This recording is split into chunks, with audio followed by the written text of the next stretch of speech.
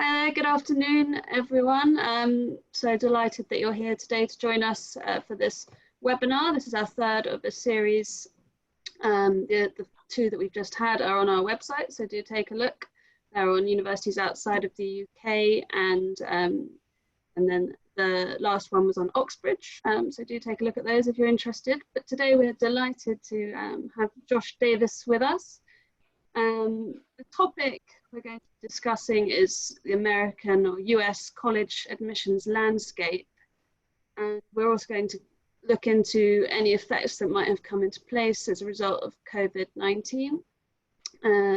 Josh is Managing Director for ESM Group in the UK, although he is currently in the US.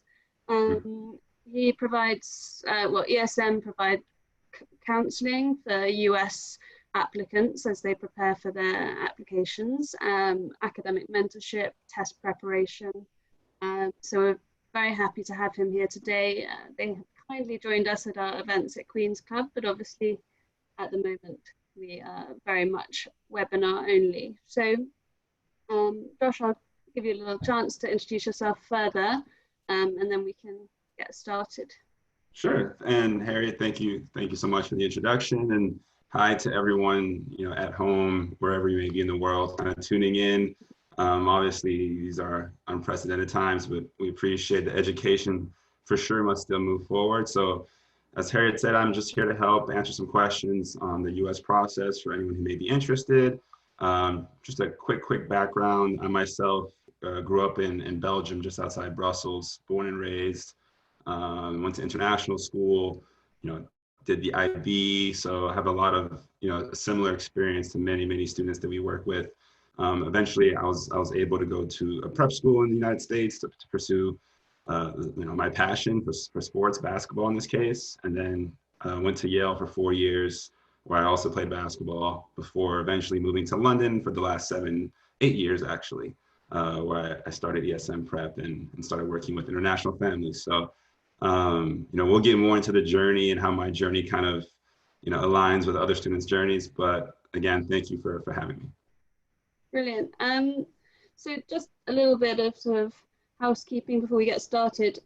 There is a Q&A box, so if you have questions, please do input those into that, and we will do our best to cover them. It might not be immediate, because we might see the question and it will be something that we're answering slightly later on in the webinar.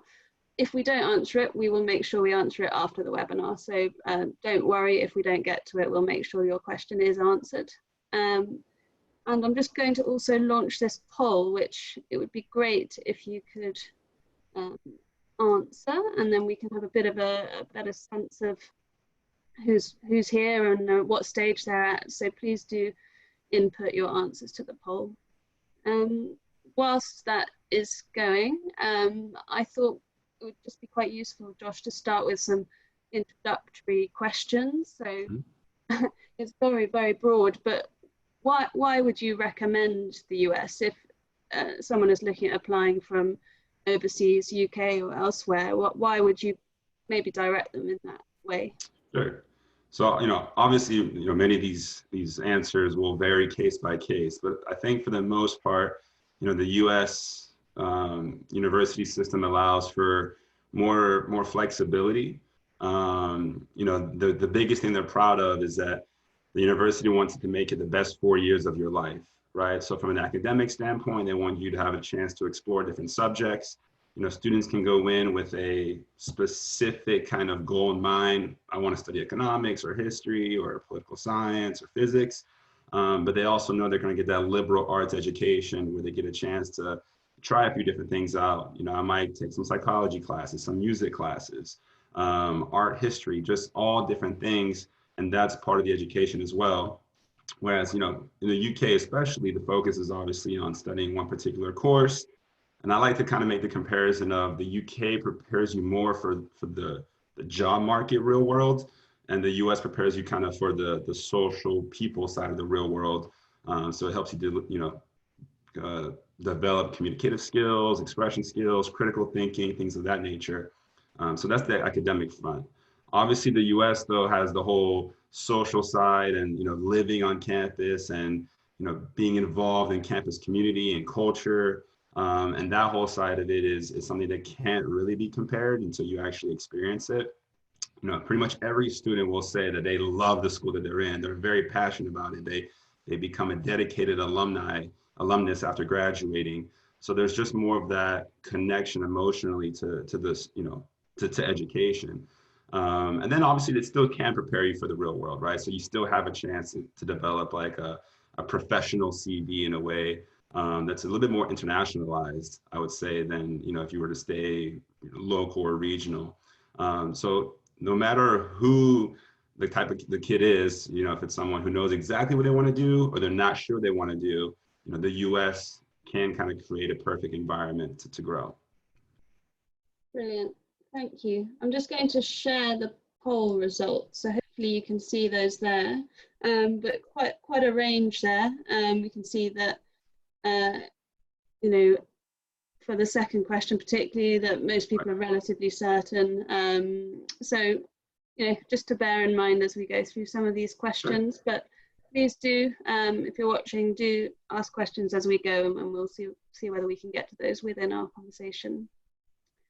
So I think a couple of my other questions that I had within the introduction were about the biggest differences between the UK and US universities, which I think you really touched on there anyway. Would there be anything to add to that, or is it just sort of the subjects and the sort of campus style, living on campus? Would there be more big differences? Yeah, absolutely. Obviously, the undergraduate degree is 4 years instead of 3, right? So that's one major one in terms of a timeline. And also the financial piece, it is a bit more of an investment. Not just the tuition, but the room and board, which is, accounts for the dorms and the housing and the food and all that type of stuff. So you kind of have to be committed at the beginning of the process and know this is what I want to do, because also the workload that goes into it's a more holistic approach, right? We know that, and I'm sure we'll get into the weeds of the application in a moment, but the US schools, they want to learn everything possible about the student. And it's not just a front. I thought of at times it's, how can you really tell how good a young 16, 17-year-old person is just from an application, but they really get a sense of trying to get to know the student.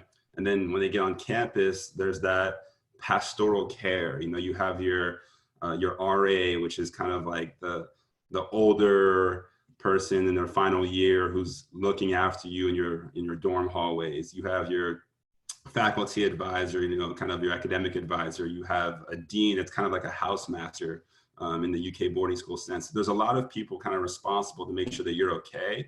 And I think that, again, adds the whole community aspect. And that's just, reflected by the fact that people go back, the year after they graduated, 5 years, 10 years, they host reunions all around the world to kind of see those people again. And, I went to international school in Belgium. A lot of my friends did not go to America. And when we talk about our college experiences, it was just kind of, it was a small chapter in their life, and they move on, and, it helped them kind of catapult their careers maybe, but it's not something that they're constantly kind of thinking about, talking about, revisiting. So I think that whole side of it is probably the biggest difference, just the general love for it all. But I'm sure a lot of people also graduate from UK schools and love their experience and go back to, to campus to see old professors maybe, but that's just the biggest difference outside. Great, thank you. Thought it would be good just to kind of whiz through the application process a little bit. I can see from a couple of questions we've already got that there's quite a lot of sort of interest in COVID and how specifically people should maneuver around that. But before we get to that, I just thought it would be quite useful to give a sense of how the application process actually works, and what the timeline is that the students should think about. Yeah, so the admissions office considers anything that happened in the last 4 years of secondary school or high school, right? So it's the equivalent of year 10 in the UK up to year 13. Those are the 4 years that count, for lack of a better word. And that means academically, in terms of the classes you've taken and the grades you've attained, your extracurriculars, and just anything that kind of helped you develop. I like to kind of break it down into a checklist to kind of keep it very, very simple. So the first thing that they look at is how rigorous of a curriculum a student engaged in over those 4 years, and whether or not it became more and more rigorous through time. So in the UK system, obviously GCSEs pretty much ticks that box because you're taking a wide variety of classes, anywhere from 9, 10, 11 for the most part. And those on terms of the rigor scale tend to be quite similar across the board. But then for A levels or the IB, you have a chance to kind of start separating yourself from other students. And that's where the admissions process, they're looking at kids who are taking, 4 A levels and typically, challenging themselves in those 4 A levels. If it's a STEM student, are they taking, math for the maths and, physics and chemistry, biology? If it's a humanities student, are they taking English literature or history, politics, economics, and the right kind of mixture, because it's part of one narrative that goes into that holistic, review, right? You're taking classes because they fit your interests, that fit a certain passion. And then the second part after the rigorous curriculum is how you do in those classes. So obviously, if you're aiming for the highest schools, you want to be getting the highest grades. It's pretty straightforward, but the great thing is that there are 4,000 universities. Granted, students we tend to work with are not looking at all 4,000. They tend to look at kind of a concentrated 100. But even in those 100, there's great kind of, it's a high level and there's variation. You don't have to be straight A star students, 9 GCSE just to get into any school in the US. There's the right fit for you depending on what your level is and your buy-in is. So first thing, curriculum. Second thing, grades. And the third thing is, up until this point, test scores, right? The standardized tests, the SAT or the ACT as kind of the first barrier of entry in terms of, an entrance exam. Yes, there are some schools that may not require that. We can talk about that as well a little bit more. But the SAT and ACT is usually what I would say the first step when a student says, I want to go to America. It's like, all right, take a diagnostic ACT or an SAT and just see kind of where you stand, but also see if you're willing to put in this time and the work that's going to take, to put yourself in the best position, to get the outcome that you want. So after the test scores, then it's usually the activities. And that's the biggest difference between the US and the UK is the focus on the activities and how much they can really, really help you get admitted. A student can have decent grades, decent test scores, and a phenomenal set of extracurriculars that just really highlight how amazing they are and get into a great school over a student who just had the great grades and great test scores, right? There's a lot of weight that are placed on the person. And typically there's no perfect set of extracurriculars you can take. It has to be personal and it has to kind of, again, fit in that compelling narrative. After the activities, it's the letters of recommendation. And again, that showcases the relationship that a student has with their teachers, the maturity that they might have on campus and getting to know different faculty. And, having an adult really, really vouch for you goes a long way in this process. Especially outside of just, oh, they're a good student, they pay attention, they participate in class. It's more, this is why I love teaching this student. Here's why years down the line, I'll still be remembering, their contributions. Here's how they interact with their peers. And, they might share an anecdote about that. So the recommendation letters are huge. And then finally, there may be an alumni interview thrown in there. But the biggest piece for me is the essay itself, the essays and the application itself that give the student a chance to kind of showcase their voice and express everything that they want the school to know about them. And again, no perfect formula, has to be very, very individualized, has to be honest because they can kind of see through a fabricated essay. But when you put all those pieces together, things tend to work out pretty well for students. Great. And just quickly before I move on to the next question, in terms of for UCAS, for example, mm-hmm. Students the deadline is the 15th of January in the upper sixth. Mm-hmm. And I think schools really start kind of getting into it at this time of year, really, for the lower sixth students. Would you say it's a similar sort of timeline, or do you need to start the process a bit earlier for the US?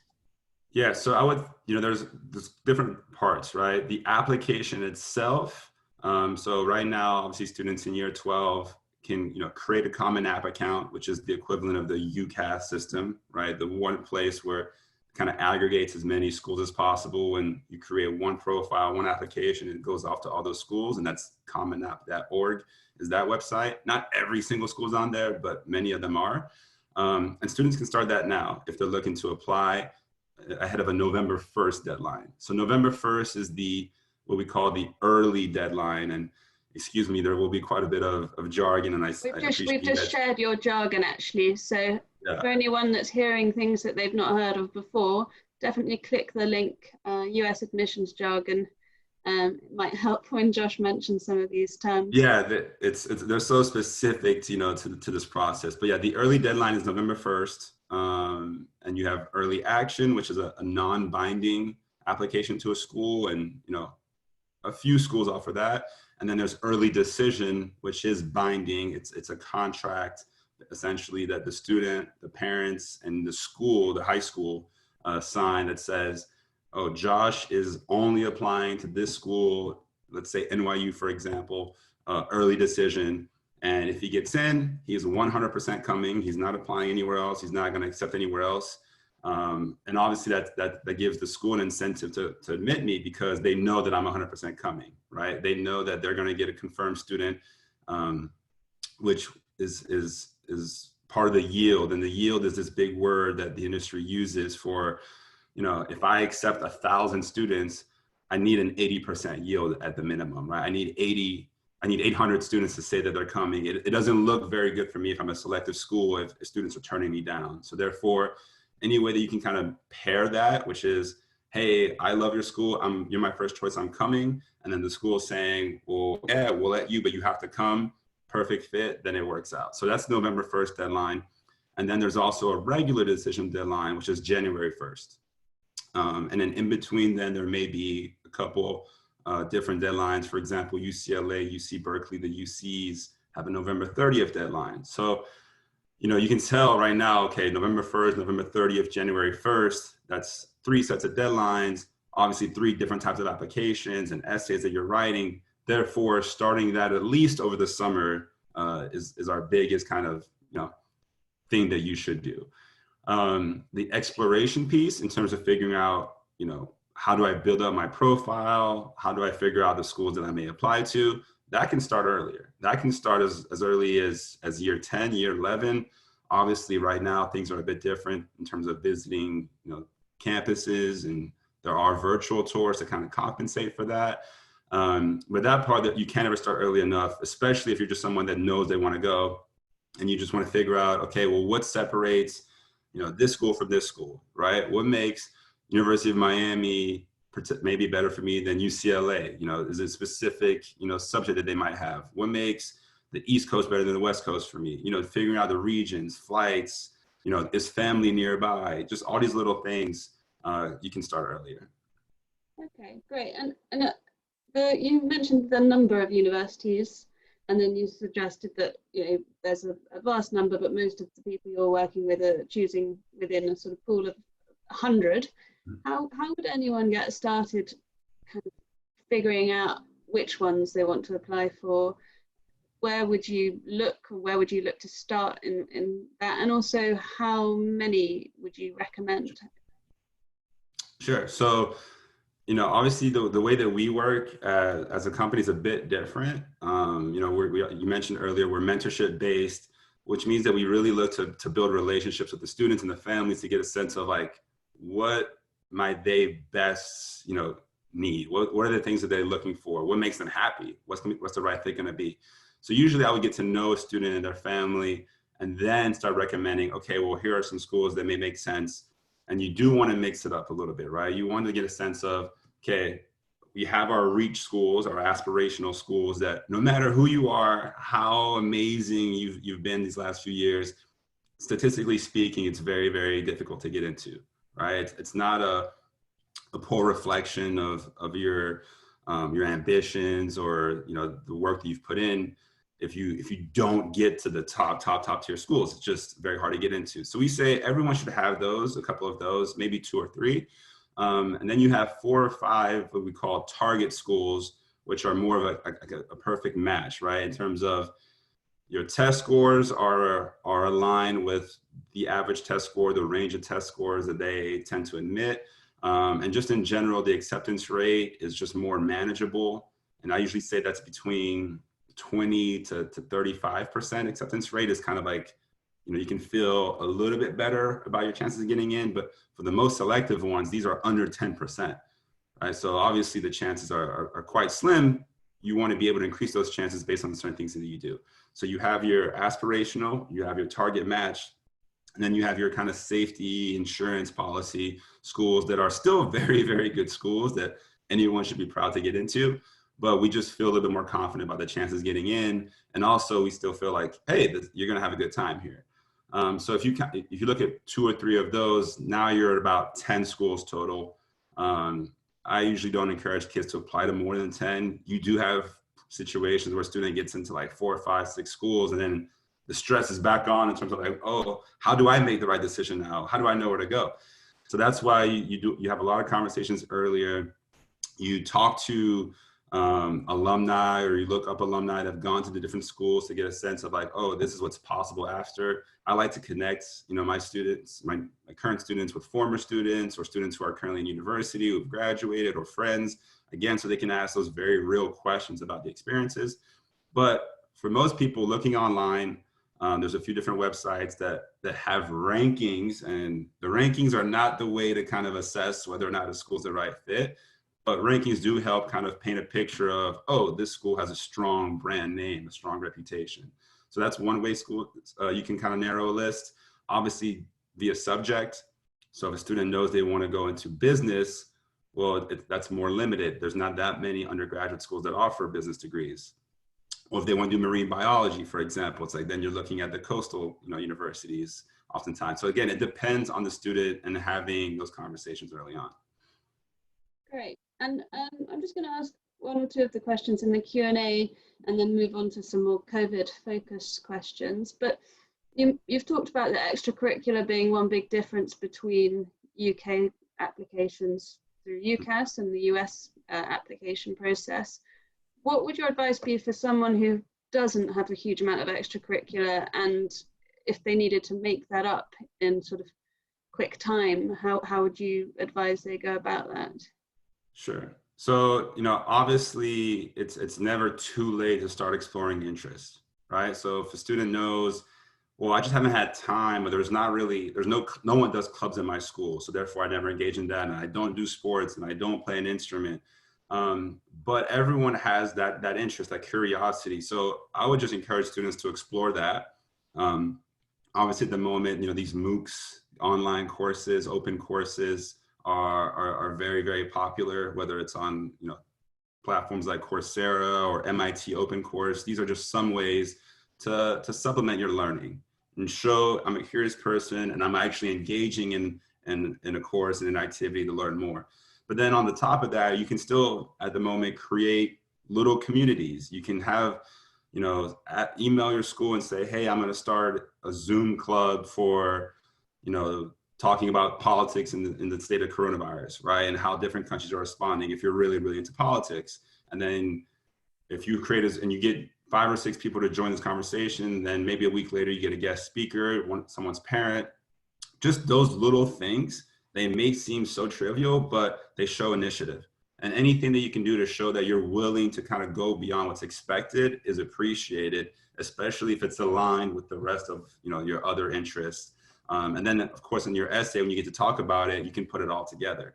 So that's where, right now it is difficult. We do have this spreadsheet with all these different platforms and websites and social media pages that can help students kind of engage with different interests. But yeah, that's, learning on your own essentially would be the advice I would give. Right. And the next few questions also are quite interlinked, and they do sort of flow into the COVID conversation. A few people asking about if universities may not sort of be fully open in September, would it be possible to defer and take a gap year? Would a university approve of that? And also, just generally, is it worth people thinking about taking a gap year, even if they're not sitting on a place already? Sure. This is actually a very, very like hot topic at the moment, and understandably so. You know, I'm a parent. Excuse me if you hear my two kids coming in on the door screaming, but you know, there may be a little bit of nervousness sending students across the Atlantic and into an environment you're just not sure of, and obviously healthcare is a big part of it as well. But realistically, at the moment, there's been some schools that have committed to making a decision. So the California state system is kind of the first one that said it's a group of 26 schools, and they said they're going online for the fall, right? And these are schools like Cal State Northridge and San Diego State, a few schools. But then Notre Dame, which is another very, very a school rich in tradition, have just released this week that they're going to go back to campus. They're opening up campus 2 to 3 weeks earlier than usual. Right, so schools are coming up with their own plans, and they're saying we're going to open up August 10th. We're going to have very, very heavy social distancing measures. We're going to make sure people are, getting their temperatures checked at the door, that they're sitting apart. These very important measures, and they're also going to finish the first term about 3 or 4 weeks earlier than usual, as one way to kind of, curtail the impact of coronavirus. So that's one school that's looking that way. Boston University is a school that said, they anticipate opening up, but they're going to have contingency plans put in place. Princeton has said that they're going to make a decision in early July on whether or not they're going to open up their doors. So it really does vary. I think, people obviously have financial incentives in place. They want to make sure kids come back and pay and all those kind of things, but they also want to make sure kids are safe. You don't want to be the school that kind of got a little bit too money hungry, too greedy, and made a decision that wasn't safe. So it does vary. In terms of the gap year piece of it, well, I'm telling a couple of my kids, it's like, you've been under lockdown for 2 months now, and you're already going a little bit stir crazy. So if you do a gap year, make sure that you're able to actually do something that's going to get you out of the house and that's safe. Because obviously a lot of these, volunteer programs might not be available, or internships might not be as available, right? People are losing jobs. So, the economy is a little bit different. So it's a very, very unusual year. Traveling won't be as popular a thing. Airbnbs are not as popular. So, those are also impacts to take into consideration when you say, okay, if I do a gap year, what are you going to do in that gap year? And the school may give it to you. So, UCLA is not giving any more gap years. And this is a school that has, 35,000 plus students, and they're saying, we need everyone to come on campus if you're going to be here. But then Columbia reached out and said, listen, like we're in the heart of New York City. We understand this is a hot spot. And they actually emailed students saying, hey, just a reminder, if you want to take a gap year, let us know, before this date. And then again, confirm it once again before another date, just because we want to, get a sense of those numbers. There are some whispers how the gap years, let's say 10% of students take a gap year. How does that impact the next class? It's just out of the students' control, right? All my kids are. Yeah. We got for one of the questions was Boston University, whether it would be worth the student requesting a gap year. Would you recommend that they do that? So yeah, I'll definitely start having the conversation to get a sense of what their policy is.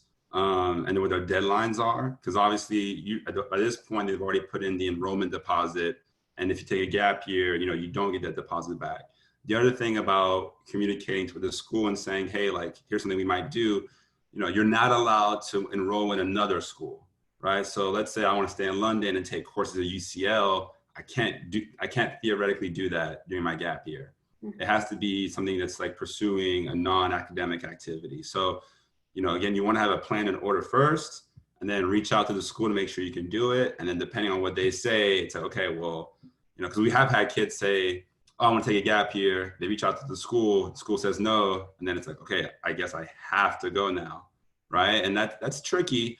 But what I also say is, it'll be safe and it'll be fun once things kind of get back to normal. And a few questions here on online tutoring. Obviously, in the UK, Cambridge has already said that they're going to be teaching lectures online. it's quite a difficult question for anyone to answer because this hasn't really got any precedent. But do you think it's disruptive to be teaching online? And do you think it will, we've got a question asking whether it will change the sort of admissions pool for more competitive or top universities, because it will allow them to take a wider range of students. So obviously we have to get there. So will it make it more competitive that they're being taught online? Yeah, good question. So, the online piece, and obviously, companies like ours and Keystone as well have been doing online learning for a long time, and we've seen the benefits of it. Students, it's all about the buy-in. If they understand that they can learn just as well online, then they engage with it. The universities offering it online is different. I remember when I graduated Yale in 2010, I came home and then all of a sudden iTunes had Yale courses online for free. And I started watching them. I was like, wow, like it's pretty much the same experience. You're sitting in the lecture hall, whether you're in the front or the back, you're listening to the professor go through their lecture, share their slides, and you're getting that information. So again, if you have the discipline, it's definitely still worthwhile. The financial piece would be interesting, right? Because obviously, I don't know if it's worth the amount that they're typically assigning for tuition. So maybe that's something that needs to be kind of addressed. But the fact that I don't think it'll be more competitive because it's still, the enrollment is based on dorm space and dorm beds. So when we look at like acceptance rate, it's based on how many kids are coming in on campus. They don't really factor in the online courses as part of the actual acceptance. So, it may actually be easier to get into online programs. There's some schools that are now offering a lot of MBAs, for example, right, for kids after undergrad. And they anticipated, okay, we'll probably get a couple hundred applications, and they got thousands of applications. And for them, there was no reason to really reject anyone who didn't have the qualifications, because you're just at home learning the information that we're sharing with you. So if anything, I think it'll become less competitive, but the spots on campus, that's still going to be pretty much the same, right? For every person that's worried about, oh, gap year kids are taking my spot the following year, there are also students in the upper year, second year, third year, who may not come back to campus, who may be forced for financial reasons to leave school, who may have to go take care of a relative, who may not be able to travel back for whatever reason, if they're an international student coming from a certain country, right? So there's all these other factors that can also, quote unquote, help the other students just based on what happens to certain students. Great. Just one quick kind of logistical question about when, if international students are able to come back. Have any of the universities released information about how they will accommodate a quarantine period, if that is in place? So those are the things that I think are leaving more to the mayors and the governors and whatnot. But I do think it will be quite on par with the 14-day type of quarantine. So, maybe an expectation that a student and their family may come, let's say school starts September 1st, they might go over August 15th and stay in a hotel for 2 weeks. That might be part of the new normal at this point. I do know, kids are getting emails from their housing, in terms of housing questions and whatnot. And the schools are just doing their best to try to operate as much normalcy as possible, until they have to kind of make a decision of like, okay, now it's completely different, and it's so different school by school, state by state. So right now I'm in Florida, which is a state that's opening up a little bit earlier. My kids' daycare is opening up June 1st. Not sure if I'm going to be sending them to school right away, but it's kind of going to be up to the parent, right? And kind of like, okay, this school made this decision, how do we play it? So it's something to kind of keep an eye on and keep looking into, but it really does change everywhere. Brilliant. Just thinking more about whether there's been any kind of direct impact to the admissions process as a result of COVID. Have there been any changes made to that at this stage? I think you mentioned some testing and things might have been adapted, so it'd be great for the viewers just to hear a bit about that. Yeah, absolutely. So there's rumors, and then there's what's actually happened. So the things that have happened are there's been, canceled SAT and ACT dates. And as we talked about with the test scores being so important, the fact that students haven't been able to sit down and take a test is a big, big, big impact, right? So March SAT was canceled, April ACT was canceled, May SAT was canceled, and now the next one is the June 13th ACT, which at the moment hasn't been canceled. And a lot of students have their fingers crossed that they can take that one.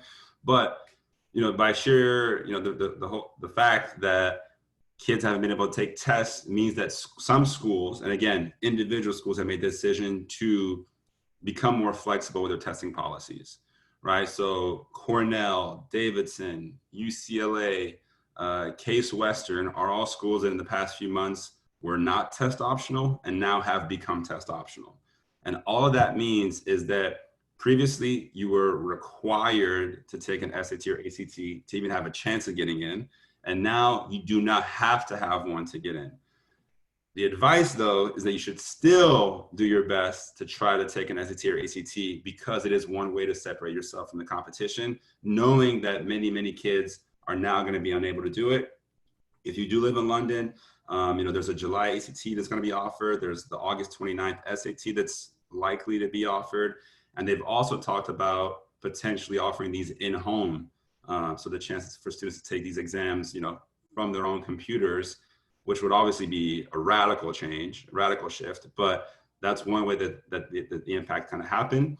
In terms of evaluating the candidates, I reached out to a couple of admissions officers to get a sense of, if test scores become a little bit less important, even if they're still required, and then, I haven't played my sport or gone to my school club since early March, and I'm not able to do my summer activity, how do you evaluate my extracurricular profile? And they said, again, we talked about earlier, how you're engaging with what you have, despite the limitations. What did you do before, obviously, coronavirus? What are you gonna do after coronavirus? But also there's more, there'll probably be more emphasis on the letters of recommendation would be a big piece of it. And then that's why I'm urging kids to reach out to to the teachers now, right? Set up Zoom meetings to kind of just check in, ask them about, how they're doing, how they're feeling, about their families. Make sure that you're asking targeted questions about the work. Don't let the fact that you're not on the school ground impact your relationship with teachers. So that's one way to go about it. And then the essays, just spending a lot of time on the essays over the next few months, just to make sure they tell the exact story you want to tell.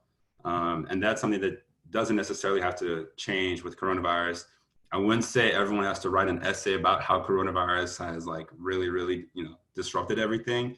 Just focus on the character piece, and students should still be fine.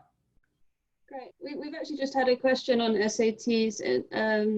Someone's daughter managed to take the test in time, but she's unlikely to be able to take subject tests. Do you think they will not ask for them? So MIT was kind of like the first, big name that made a decision on the subject test. And just so people know, the subject tests are 1 hour long, multiple choice tests in specific subjects to show proficiency. So let's say, I grew up in Belgium, spoke French as my first language, and I want to show them, hey, I'm good at French. So I take a 1 hour long French multiple choice test to show them my proficiency in French. But then they also offer them in Math 1, Math 2. People should take Math 2, biology, chemistry, physics, world history, US history, and English literature, and then a number of languages that include Hebrew, Chinese, Italian, Spanish, German, and so on. So those are the subject tests.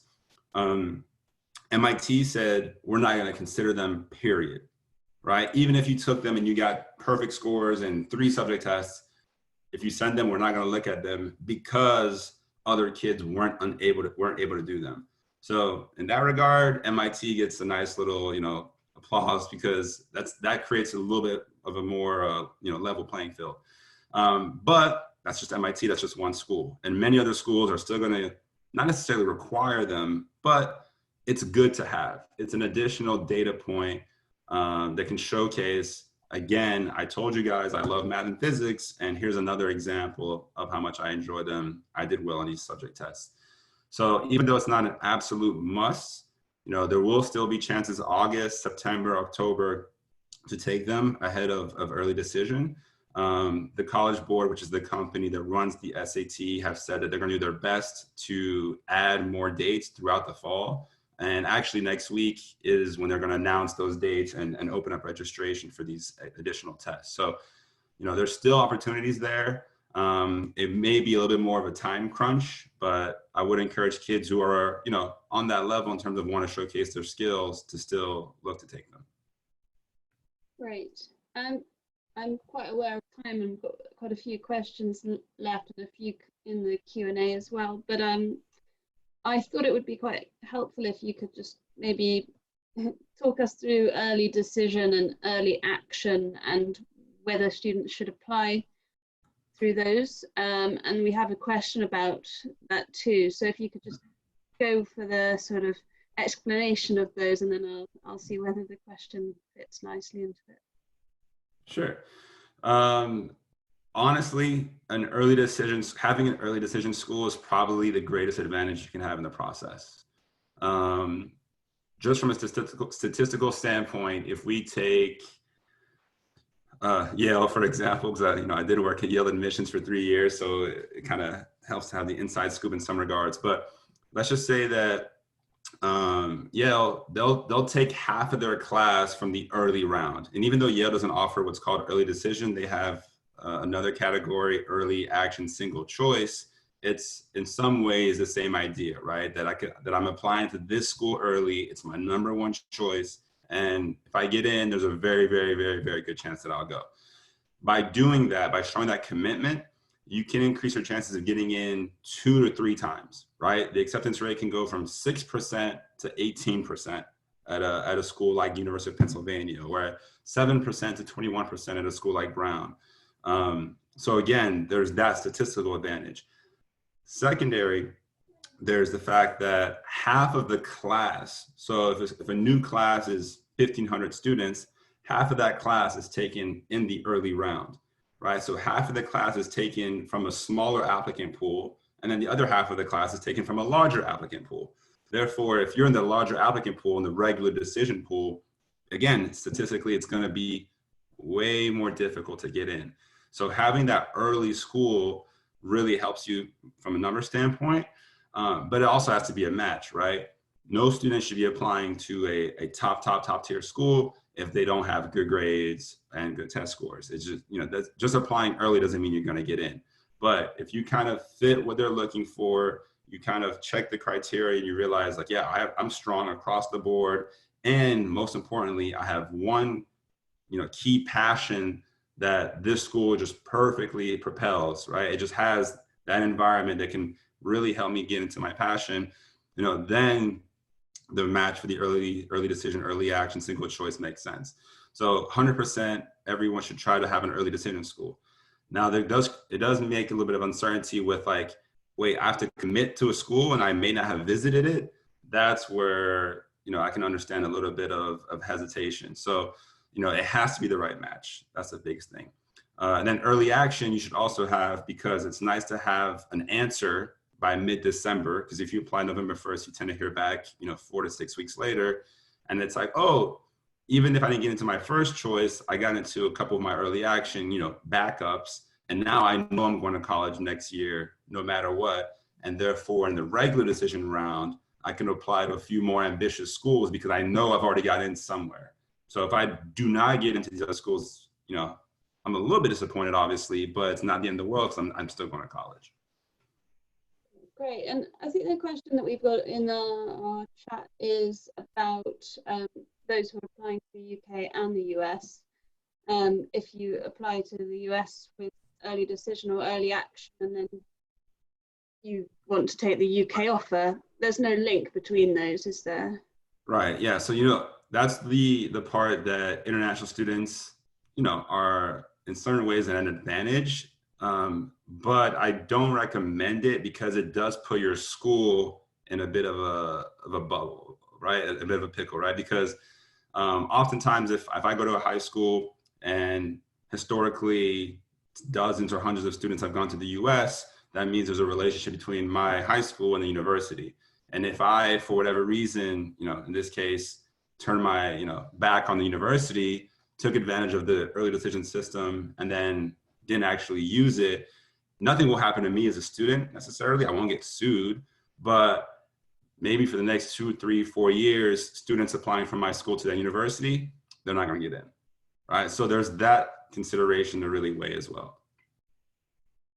Great. I just thought that it might be quite useful to address a couple of the questions we've got on the Q&A, which are a little bit sensitive, I suppose, about whether the sort of relationship between China and the US at the moment is going to impact Chinese students applying to US colleges. Do you predict lower numbers? And also another question we've got about post-university work visas, and whether there'll be any sort of changes there. Obviously that will have an impact on the attractiveness of going over to the US. Yeah, and I have friends from Belgium and Germany who, even in simpler times, it wasn't always super straightforward to get the work visa after university. So oftentimes I would tell a kid it's not guaranteed you're gonna work in America after you graduate from school in America, which might sound counterintuitive, but it will definitely help you get a job back where you're in your home country or in a place like the UK, for example. So there's still value in terms of getting that international education. So the job placement, that's also depending on the student. I had an Italian student who did very well in high school, went to Harvard, did well, and he had a number of job offers across the United States because he was a great candidate and they were willing to sponsor him, right? So again, it always comes down to the student. If they're worth it, companies are going to pay for the sponsorship visa and find a way. In terms of the Chinese question, obviously we'll try to stay away from the political side of it a little bit, but if anything, it's a very high number. Like there are many Chinese students who study in the US. Oftentimes you can look at the breakdown of the demographics. It can be anywhere from 15 to 20% of a student body can be of Asian descent. So there may be some fluctuation in the numbers in the immediate future, but there's still a lot of Chinese students here, a lot of Chinese American students here. And then from a cultural standpoint, I think, I don't think there'll be so much of an impact. I don't think they'll be, harassed or anything like that. The same way there's students in America right now, in Hong Kong or in Asia or across the world who, despite the political situation in America, they're still getting their experience without too much disruption. So, politics, even though it does play a factor, a lot of the schools are private institutions and can kind of make their own decisions about who they accept, who they don't accept. And I think that, they're very open-minded and progressive. So they're going to be very conscious that they're not going to just radically change their policies just because of the political situation. Perfect. I am aware that we, are sort of running out of time a little bit, and I thought it'd be useful if you could just give your sort of top tips for those who are looking at making applications to the US universities right now, what they should be getting on with, really. I mean, they're obviously at home, potentially a little bit more time to work with. So what would be your top tips of how to use that time most effectively? Sure. So it kind of comes back to my initial points. I would say the first thing is make sure you're taking as challenging a curriculum as possible. So right now, if you're supposed to finish GCSEs in the next few weeks, and obviously those are canceled, but if you haven't decided on your A-levels, on your IB, and you're kind of choosing between one class that's not that difficult and one that's more difficult and might feel a little bit like overwhelming, put in the work over the summer to prepare yourself to take the more challenging course load, right? That's the biggest thing you can do, is take a challenging course load. Secondly, preparing for these tests as if they're going to happen, right? It's very easy as a student to be like, oh, they're going to be canceled, there's no point preparing for them. You can't let that negative mindset enter in the process. You just have to always be doing things that are going to be helping you. No matter how other people might be playing it, you are in control of what you're in control of, which is your preparation and your level of confidence for the test. So there's always ways to kind of improve that confidence. And then from the extracurricular piece is thinking outside the box, trying to figure out, what makes me different and what are some ways that I can showcase that. So if I'm an artist or a writer or a photographer or a musician, put together a website, right? be your own biggest fan, be your biggest self-advocate. Learn how to humbly brag, right? Learn how to figure out what makes you you, and then, you know, have tangible proof for it, right? Because there may be some question marks over like, oh yeah, I did all these things online over the summer. It's like, well, you need to be able to verify and validate everything. Develop relationships with adults, right? Networking on LinkedIn would sound almost imaginable for a high school student 15 years ago, but now everyone's at home. If you know you want to be an astronaut, try to figure out who the astronauts nearby, and if you can, you know, set up a conversation with them. It's ambitious, but it's those type of things that are going to really move the needle. Great, and I just because for a few minutes that we can sort of work with, and I think these questions may help a number of other people who are here. And we've got one about SATs, and if this lady's daughter has enough time. She took one, wanted to take another to get a super score. Do you think she should send her school at all, even if she's not happy with it, or should she send what she has? Sure. So the great thing is a lot of this data is available online. So if you Google any school and type in freshman profile, right? So let's say George Washington freshman profile, it'll tell you exactly for the last year's class, so the class of 2023, what the range of SAT was, right? So the percentiles in terms of the upper quartile and the lower quartile, and they'll say 25%, 75% of students were within, you know, let's say 1,300 to 1,450, right? These numbers are very arbitrary. If you don't know what I'm talking about, that's fine. But so it's like, okay, if I'm within that range, that means kids who had my test score got in last year. Therefore, I can feel okay about it. But obviously, if you're on the higher side of the range, the more confident you feel about your chances. If you're on the lower side of the range or outside the range, then you need to really think about, okay, in this case, if my school's test optional, maybe I don't send it in. Or because we do have opportunities to add to that score, and you mentioned super score, which just means if I do really well in English in last December, and then I do really well in math this coming August, I can take my high English and my high math and create a super score, right? So there's still time and opportunity to kind of add to it, but it depends on the school. It just depends on the school. And one other question, when we were talking about early decision, we didn't cover, I don't think, but can the school see which college, university you're applying to with early decision? And if they can, would they discriminate? Would they take that into question when they're making their decision? No. So on the Common App, it doesn't allow, you know, if I apply to Boston University ED and I apply to MIT Early Action, MIT cannot see that I applied to Boston University. So, you know, the only thing that may happen is if I have like a very famous last name, like they might call each other, but the chances of that happening are so slim. So no, there's a level of privacy there. Right, and I thought I'd just end with this final question, which is about sort of UK applicants and having references written by teachers in British schools. If the teacher who's writing the reference doesn't have a good understanding of the US process, will that have an impact? I mean, do they take into account that it's being written by someone in a school in the UK or not? Yeah, so this is an interesting one, right? And I've read, you know, UCAS personal recommendations. I'm like, do you like this kid? Like it's like mostly negative, like, oh, he could do better, she could do better. So yeah, the one thing is the US references need to be very positive. Therefore, the student has to know which teachers do I just have a positive relationship with. It doesn't always have to be what's the class that I have the best grade in, or even like what's my like favorite class. It's just this teacher knows me best. This teacher can talk about the time that we were on a school trip and you know, we were running late for the train and I picked up everyone and made sure everyone made the train. And then I missed the train myself, right? Because that's the kind of person I am. And this teacher saw that happen.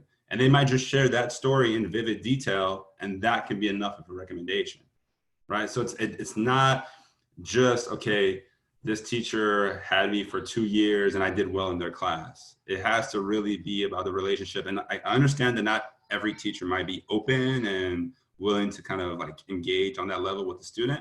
But then it might be your sports coach, right? It might be your football coach or your netball coach who also is a teacher, but they don't teach you, but they know you from the sports field, and they might be able to write something as well. So, you really want to think about the people that know you best. But, we're always happy to, I never want to tell a teacher, hey, here's how you do it, but we're happy to share examples of what they can look like, because, it's typically not that technical. It's just, you have to be very, very personal and honest. Perfect. I think we'll have to leave it there. We do have a couple of questions that we haven't got to. For those who asked those, or for anyone else who has more questions to ask, please do get in touch and we will see what we can do. We can introduce you to Josh, and we can go from there. So thank you everyone who's been watching, and thank you so much, Josh, for taking the time out to join us for the webinar. For anyone who's thinking about planning a gap year in a socially distanced world, and that is the topic of our webinar next Thursday at 10 o'clock UK time. So do join us if that sounds interesting. But just leave me to say thank you again. It was great to see you. And if anyone who has questions, do just let us know. Yeah, thank you guys so much, and to everyone watching. And I hope it was informative, and everyone stay healthy and safe. Thank you. Absolutely. Thank you, everyone. Bye-bye.